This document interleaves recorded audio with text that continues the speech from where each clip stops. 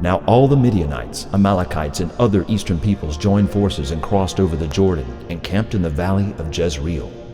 Then the Spirit of the Lord came upon Gideon, and he blew a trumpet, summoning the Abiezrites to follow him. He sent messengers throughout Manasseh, calling them to arms, and also into Asher, Zebulun, and Naphtali. So they too went to meet them. Early the next morning, Gideon and all his men camped at the spring of Harod. The camp of Midian was north of them, in the valley near the hill of Moreh. The Lord said to Gideon, "You have too many men for me to deliver Midian into their hands. In order that Israel may not boast against me that her own strength has saved her, announce now to the people, anyone who trembles with fear may turn back and leave Mount Gilead." So 22,000 men left, while 10,000 remained. But the Lord said to Gideon, "There are still too many men. Take them down to the water, and I will sift them for you there. If I say, 'This one shall go with you,' he shall go. But if I say, 'This one shall not go with you,' he shall not go." As they drank, God told Gideon, "Send home those who drink with their faces in the water, but I will save you with the 300 who cup the water to their mouth, those who keep watch and are sensitive to what's going on around them."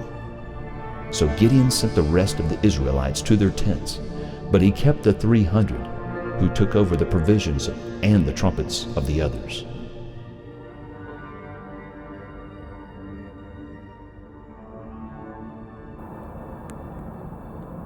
Hey Dad, can I ask you a question? What is it, son? God is telling me He only wants me to use 300 men who play the trumpet. Men who are alert and aware of what's going on around them. I've noticed that also. But on the other hand, we're facing an army that's so vast it can't even be counted. Yes, it's almost like having an angry mob on your doorstep. Yes, I suppose it is. But God said He wants us to raid the Midianite camp at night. And then He wants the men to have torches covered by jars in their left hands and trumpets on their right. And when they get up on the ridge, He wants them to throw the jars down and create a huge flash of light and then sound the trumpets. And He'll take care of the rest. It just doesn't make sense. it's genius. It's incredible. What is? Think about it, Gideon. How many trumpeters does a vast army usually have? Well, 3 spread across the ranks. And when an unsuspecting opposing army hears those trumpets in the daytime, It creates a stir, almost a panic. what if it's in the middle of the night? You can't see anything. You can't tell if the person next to you is friend or foe. Then all of a sudden you hear 300 trumpets? You're right.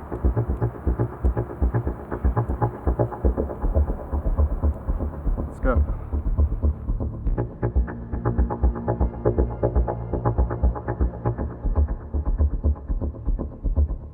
I was one of Gideon's 300 men that night. It was an eerie feeling, sneaking up on an army that big, knowing that we could die for doing such a thing. But I didn't care.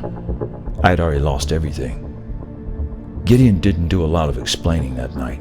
He just said, "Do as I do, and give a long blast on the horns when I tell you." We were to be the heralding trumpeters, signaling the arrival of some unseen army. It seemed so crazy to wake up a sleeping army. But then, Gideon shouted for us to sound the trumpets. At first, we started to hear screams that spread across the entire horde of men. I could feel down in my gut that God Himself was removing His hand of peace from them. They were my enemies, yet I couldn't help but feel sorry for them. They couldn't see each other. They thought the enemy was already in the camp.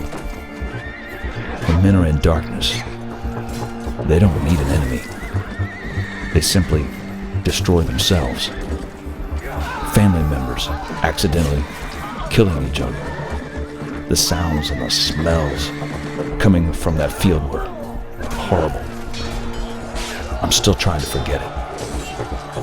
We chased down the survivors, captured and killed 2 of the Midianite leaders and killed them. There were 3 women who seemed to be leaders who got away. They headed for the Mediterranean Sea, and they looked like pirates. But we brought the heads of Oreb and Zeb to Gideon. He was down by the Jordan River.